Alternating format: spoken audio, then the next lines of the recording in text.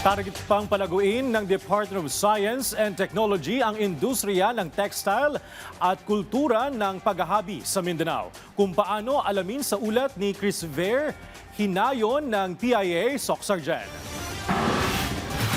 Mas mapaunlad pa ang industriya ng textile at kultura ng paghahabi sa Mindanao. Ito ang layunin ng pagbubukas kamakailan ng kauna-unahang Regional Yarn Production and Innovation Center o RYPIC sa Sitio Lumayong, Barangay Kayaga, Kabacan, Cotabato. Ang aktibidad ay pinangunahan ng Department of Science and Technology, Philippine Textile Research Institute, katuwang ang University of Southern Mindanao at iba pang mga katuwang na ahensya. Target ng RYPIC na makalikha ng 50 hanggang 70 kilo ng dekalidad na sinulit kada araw na may tinatayang katumbas na kitang 25 million pesos hanggang 70 million pesos bawat taon. It is a movement that connects our farmers, weavers, manufacturers, designers, and entrepreneurs into one powerful value chain. By strengthening our textile industry, we create livelihoods, reduce reliance on imports, and open new markets for Filipino innovation.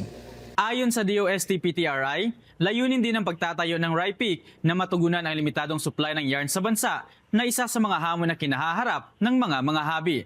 Mula rito sa probinsya ng Cotabato, para sa Integrated State Media, Chris Ver, hinayon ng Philippine Information Agency Soc Sargent.